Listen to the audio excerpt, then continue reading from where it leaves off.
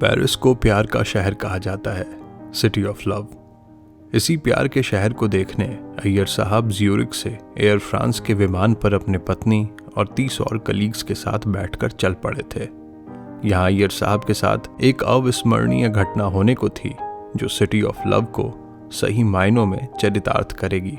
मैं हूँ कहानी वाला और मैं लेकर आया हूँ आपके लिए एक नई कहानी, पेरिस की एक सुबह। अय्यर साहब एक सरकारी कंपनी में 35 साल से कार्यरत थे। ये उस पीढ़ी से आते थे जिन्होंने न सिर्फ देश की आर्थिक तंगी को झेला था बल्कि अपने परिवार की भी गरीबी देखी थी। तो वाजिब था कि किसी जमाने में पेंटर बनने की चाहत जो उन्होंने संजो कर रखी थी वो अब किसी कोने में धूल फांक रही होगी।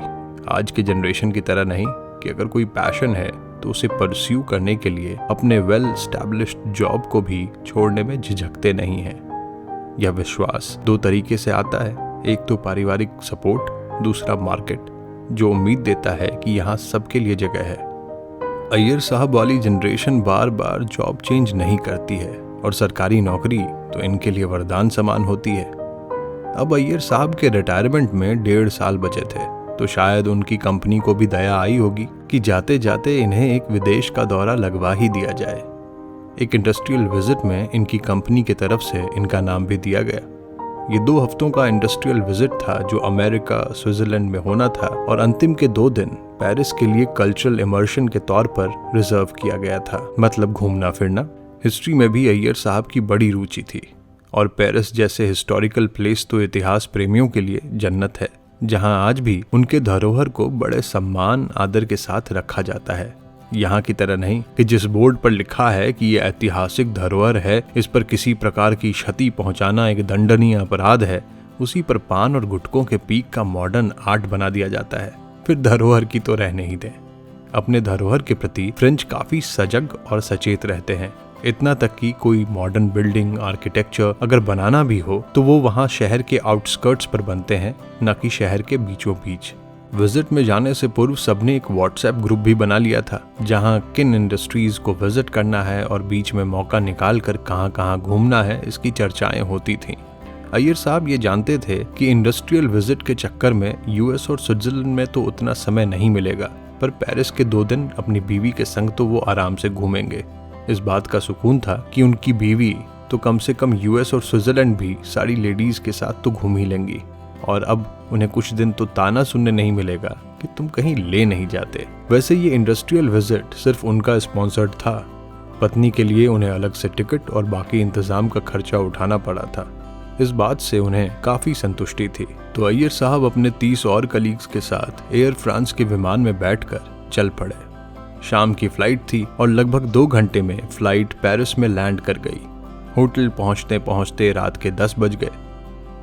अगले दिन सुबह पौ फटने से पहले उन सबको ट्रैवल बस में सवार हो पैले द शायो जाना था, जहां से आईफिल टावर से सनराइज का आनंद लेना था। उससे पहले टूर गाइड ने सबको डरा दिया था कि पेरिस और यूरोपियन देशों की तरह नहीं है, यहाँ पॉकेट मार ठग बहुत हैं और किन्हीं से भी ज्यादा बहस बात करने की जरूरत नहीं है। अब अपना देश कैसा भी हो, जब चलो तो बंदा कॉन्फिडेंस के साथ चलता है कि अगर बहस हुई भी तो देख लेंगे, और पॉकेट मार ने पॉकेट मारा भी तो अपना बंदा है भाई, देश का पैसा देश के हाथों में ही जाएगा। यह बतलाते हुए उसने सचेत किया कि खास करके आईफिल टावर के पास ज्यादा सतर्क रहने की जरूरत है। सुबह 6 बजे सब तैयार होकर पैले द शायो की ओर चल पड़े। बस वहां जाकर रुकी और सभी उतरकर वहां सेंटर की ओर जाते हुए स्टेप्स पर चढ़ने लगे। जैसे जैसे सेंटर की ओर सब बढ़ने लगे, आईफिल टावर और बड़ा होते चला गया। जैसे ही सामने पहुंचे तो एक अद्भुत विशाल काई आईफिल टावर सबके समक्ष था। सूरज निकल चुका था और नजारा गजब का था। अय्यर साहब ने पत्नी की ओर देखा और दोनों ने एक दूसरे को देख मुस्कुराकर इस नजारे को उसकी सुंदरता का सर्टिफिकेट दे दिया। उन्होंने अपने किसी कलीग से कहकर उनके मोबाइल फोन से फोटो खींचने की गुजारिश की और उन्होंने उनके कुछ फोटोग्राफ्स भी खींच डाले। कुछ 10-15 मिनट वहां बिताकर आसपास के आर्किटेक्चर को देखने लगे। सब कुछ बहुत अद्भुत और अकल्पनीय लग रहा था। ग्रुप का अगला पड़ाव आर्क दे ट्रियोम्फ था, जिसे नेपोलियन ने बनवाया था। सब बस में बैठ गए और एक कस्टमरी रोल कॉल लिया गया। सारे ग्रुप को जोड़ी सिस्टम में बांट दिया गया था, जिसमें हर इंसान अपने पार्टनर और अपने उपस्थित होने की जिम्मेदारी लेता था। इस ग्रुप में बीवियों को इंक्लूड नहीं किया गया था, क्योंकि वो सिर्फ विजिट पर आई थीं और संस्था उनकी जिम्मेदारी नहीं ले सकता था। उनकी उपस्थिति की जिम्मेदारी उनके पतियों की थी। तो रोल कॉल लिया गया। अय्यर साहब और सिन्हा साहब जोड़ी नंबर 9 थे। सिन्हा साहब अपने संग अपनी पत्नी नहीं लाए थे। टूर मैनेजर ने जोड़ी नंबर 9 कहा और सिन्हा साहब ने हाँ कहकर अपनी जोड़ी की उपस्थिति दर्ज कराई। बस शॉज़-एलीज़े होते हुए अब आर्क द ट्रियोम्फ की ओर जाने लगी। शॉज़-एलीज़े समझिए दिल्ली का खान मार्केट है। दुनिया के मशहूर ब्रांड्स लुई विटॉन, सेफोरा आदि के स्टोर्स वहां मौजूद हैं। बस की खिड़की से बाहर झांकते हुए अय्यर साहब की पत्नी सोच रही थी कि यही ब्रांड्स के बारे में तो उनकी बेटी दिन रात बोलते रहती हैं कि मैं तो लुई विटॉन का ही बैग लूंगी। साथ ही वह इन सारे स्टोर्स के आसपास के गॉथिक आर्किटेक्चर की भी सराहना कर रही थी। कितना ऐतिहासिक होकर भी कितना अनूठा लगता है ना। बस अब आर्क द ट्रियोम्फ पहुंच गई और टूर मैनेजर ने कहा, यहाँ बस 5 मिनट रुकेंगे, जल्दी उतरिए, फोटो खिंचवाइए और बस चल देगी। बस के अंदर से खुशफुसाहट होने लगी, अरे ये तो अपना गेटवे ऑफ इंडिया है। सभी ने ठहाका लगाया और जल्दी नीचे उतरे। कौन कहाँ है नहीं है किसको होश था, ढंग से फोटो भी नहीं खींचा और अंदर से आवाज आ गई कि चलो चलो चलो बस में बैठो। अय्यर साहब की पत्नी बोली, कहाँ चले जाते हैं 2 मिनट में। फिर बड़बड़ाते हुए अंदर बैठी। इस बार टूर मैनेजर ने रोल कॉल नहीं लिया, क्योंकि ज्यादा देर के लिए सब नहीं उतरे थे, तो सोचा जरूरत नहीं है। अगला पड़ाव प्लेस दे ला कॉनकॉर्ड था, पेरिस का सबसे बड़ा square. Place de la Concorde French revolution का सेंटर था। लुई द 16 का सर यहीं कलम किया गया था और ना जाने कितनों को खून के घाट उतारा गया था, जिन पर रिवॉल्यूशन के अगेंस्ट साजिश का आरोप था। तब प्यार का ये शहर गरीबी, उत्पीड़न, हिंसा की मार झेल रहा था। इजिप्शियन ओबेलिस्क होते हुए यह कारवां प्लेस दे ला कॉनकॉर्ड पहुंचा और चारों ओर के नजारे का लुत्फ उठाने लगा। अय्यर साहब की बीवी अपने सहेलियों के संग जगह का दौरा करने लगी। पास में एक जगह कुछ सोवेनियर्स मिल रहे थे तो लोग उसका मोल भाव करने में लग गए। एक पेड टॉयलेट के बाहर भी लाइन लग गया और सेल्फीज और फोटोग्राफ्स का कार्यक्रम तो अनवरत बिना किसी व्यवधान के कहीं भी कभी भी चलता ही रहता है। सारे ट्रिप में अय्यर साहब अपने दोस्त के साथ ही बैठे। बीवी से बीच बीच में कुछ पूछने चले जाते थे, अन्यथा दोनों साथ कम ही घूमते थे। ऐसा नहीं था कि अय्यर साहब अपनी पत्नी के साथ नहीं घूमना चाहते थे, लेकिन बेचारे को लगता था कि अगर सरकार की तरफ से आए हैं तो इंडस्ट्रियल विजिट वाले ग्रुप के साथ ज्यादा रहें तो बेहतर है। कोई गिल्ट होगा, जबकि टिकट वगैरह सब कुछ अय्यर साहब ने ही खरीदा था। फिर भी पता नहीं क्यों गिल्ट था। अब प्लेस दे ला कॉनकॉर्ड से लुव्रा म्यूजियम की ओर जाने का समय हो चला था। सभी बस में बैठ गए और फिर से एक बार रोल कॉल का समय हो चला था। टूर मैनेजर ने जोड़ी नंबर 9 कहा तो सिन्हा साहब ने कहा, अय्यर नहीं है, आ रहा होगा। टूर मैनेजर आगे बढ़ गया और रोल कॉल खत्म हुआ, लेकिन अय्यर साहब नहीं आए। टूर मैनेजर अब नीचे उतर कर देखने लगा कि अय्यर साहब कहाँ रह गए। टूर डायरेक्टर भी संग ही ट्रैवल कर रहे थे और उनमें पेशेंस की थोड़ी कमी थी। वह बड़बड़ा रहे थे, कहाँ रह गए अय्यर साहब।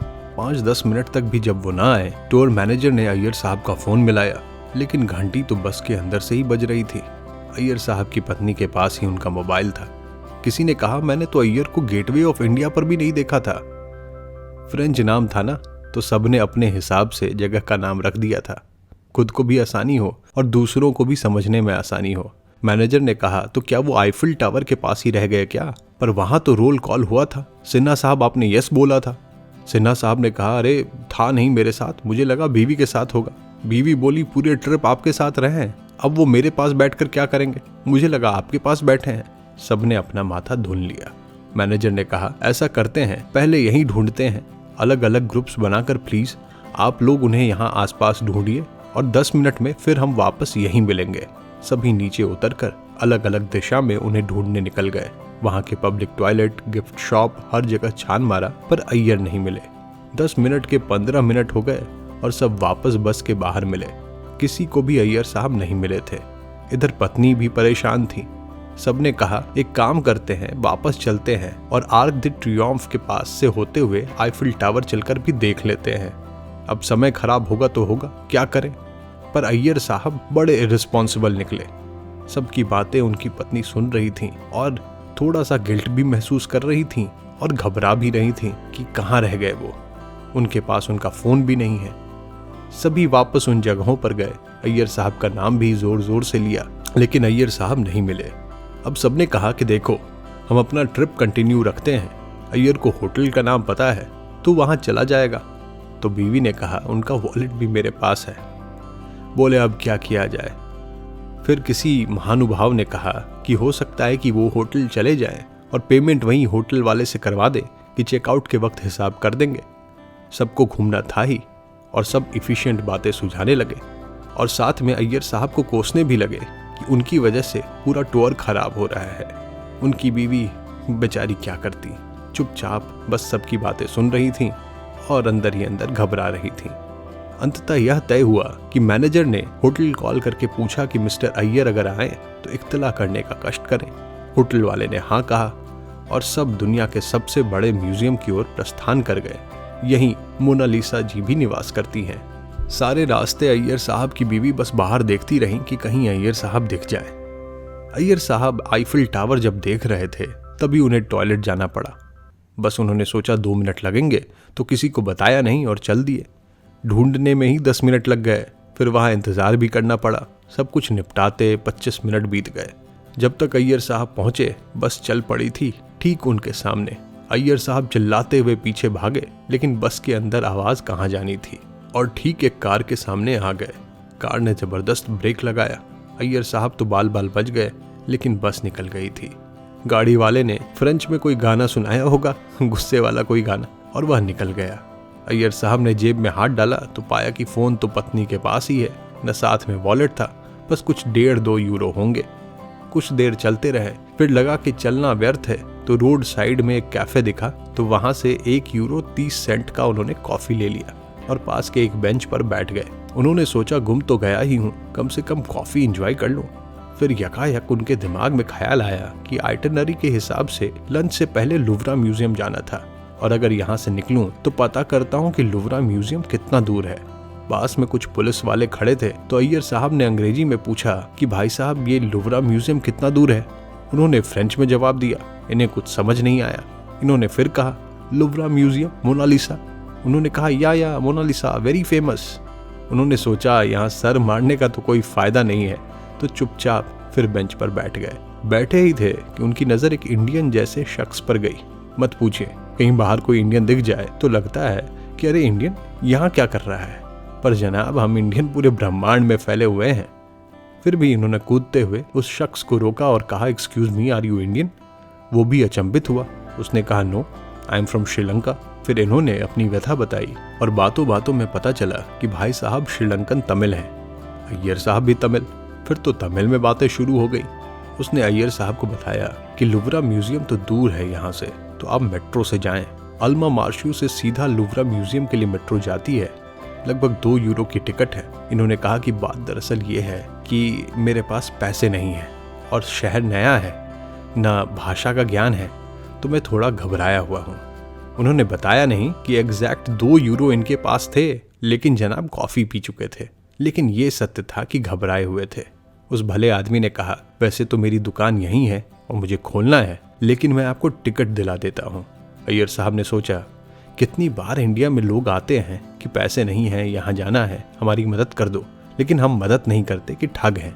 ऐसा नहीं है कि ठग नहीं होते, लेकिन इसमें कोई भला आदमी भी पिस जाता होगा। ये भी तो ये सोच सकता था, लेकिन ये मेरे साथ आ रहा है टिकट कटाने। फिर उसे न जाने क्या हुआ, उसने 2 टिकट ले लिए। उसने कहा मैं आपके साथ चलता हूँ, आपको कैसे पता चलेगा कि आपके दोस्त कहाँ हैं? लुवरा म्यूजियम बहुत बड़ा है, वहाँ तो भीड़ में ही आप गुम हो जाएंगे। अय्यर साहब ने कहा नहीं, आपने इतनी मदद कर दी काफ़ी है, लेकिन वह माना नहीं। फिर अय्यर साहब के साथ वह भी हो लिया। 10 मिनट में वो लुवरा म्यूजियम के मेट्रो स्टेशन पहुंच गए और कुछ दूर चलकर वहाँ एक एंट्रेंस के पास दोनों रुक गए। अय्यर साहब ने कहा आप लेट हो रहे हैं, आप चले जाएं। उन्होंने कहा नहीं, अगर आपको आपके दोस्त न मिले तो आप क्या करेंगे? कोई तो चाहिए मदद के लिए। 15-20 मिनट वो दोनों वहीं खड़े रहे और इतनी देर में अय्यर साहब को एक सफेद नीले कलर की बस दिखी। ये उनकी ही बस थी। वो खुशी में कूद पड़े, हाथ हिलाने लगे। किसी ने बस से देखा और जोर से चीखा, अरे अय्यर साहब, बस वाले ने गाड़ी रोड के इंटरसेक्शन पर रोकी और सभी एक स्वर में चिल्लाने लगे, अरे आओ आओ जल्दी आओ, तुम्हारे चक्कर में देखो कितने परेशान हो गए। अय्यर साहब ने उस भले आदमी से हाथ मिलाया, ढंग से थैंक यू तक ना बोल पाए और ड्राइवर ने भी हॉर्न बजा दी क्योंकि इंटरसेक्शन पर वह ज्यादा देर बस खड़ी नहीं कर सकता था। अय्यर साहब दौड़ते हुए बस में चढ़े। अभी सांस में सांस भी नहीं आई थी कि सब चिल्ला पड़े, अरे यहाँ कैसे आ गए, कहाँ रह गए थे, तुम में जरा से भी रिस्पॉन्सिबिलिटी नहीं है।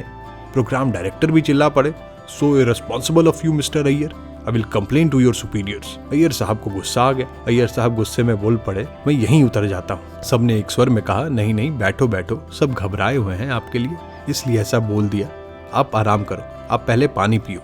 अय्यर साहब इस बार अपने पार्टनर के पास नहीं बल्कि लाइफ पार्टनर के पास जाकर बैठे। मैडम ने बस हल्के से अय्यर साहब के हाथ पर हाथ रखा और फिर दोनों मुस्कुरा उठे। म्यूजियम के बाद शाम में रिवर शीन का क्रूज टूर था। दोनों पति पत्नी अब साथ बैठे थे और अय्यर साहब ने पूरी कहानी अपनी पत्नी को बताई। उन्होंने कहा, लोग इतना हल्ला करने लगे कि ढंग से मैं उस भले आदमी को थैंक यू तक नहीं बोल पाया। नंबर ही ले लेता, लेकिन फोन भी पास में नहीं था और नाम भी याद नहीं आ रहा। पत्नी ने कहा, कोई नहीं, ये भी एक एक्सपीरियंस है, सबको नहीं होता। लेकिन ये बताओ, इतनी अफरा तफरी में तुमने कॉफी पीना जरूरी समझा और तुम फाइनेंस के अधिकारी हो। दोनों ने जोर से ठहाका लगाया और पेरिस को देखने लगे। नॉट्रडम कैथेड्रल ढका हुआ था क्योंकि वहां पर अभी कुछ रेनोवेशन का काम चल रहा था। बाकी पूरे शहर के हिस्टोरिकल जगह दिख रहे थे और फिर से आईफिल टावर दिखा, जगमगाता हुआ और भी खूबसूरत लग रहा था। अय्यर साहब सोच रहे थे कि इस जगह ने भी कितने ही कष्ट झेले हैं, कितनी लड़ाइयाँ विद्रोह देखी हैं, कितनी लाशें, कितने मौत देखे हैं और आज इस शहर को सिटी ऑफ लव कहते हैं। शायद ये अपने हीरोज और विलन्स दोनों को नहीं भूलता, दोनों को संजो कर रखता है। इसलिए ये सिर्फ पुराने आर्कियोलॉजिकल साइट्स नहीं हैं, ये भावनाओं का शहर है और सारी भावनाएं अंततः प्यार के ही महासागर में विलीन हो जाती हैं। शायद इसलिए इसे सिटी ऑफ लव कहते होंगे। सुबह की घटना को सोचते हुए अय्यर साहब की आंखें बरबस भर आईं कि एक अनजान व्यक्ति इतना प्यार, अपनापन दिखा सकता है तो हम तो अपनों को कम से कम ऐसा प्यार कर ही सकते हैं। आईफिल टावर के जगमगाते भव्य नज़ारे को अय्यर साहब अपनी बीवी का हाथ थामे देख रहे थे, जिसे न जाने कब पिछली बार इतने ही प्यार से थामा था। कहानी अच्छी लगी तो हमारे चैनल को लाइक करें, शेयर करें, सब्सक्राइब करें। मिलते हैं अगले अंक में कुछ ऐसे ही अनसुने, अनकहे किस्सों, कहानियों के साथ। मैं हूं कहानी वाला।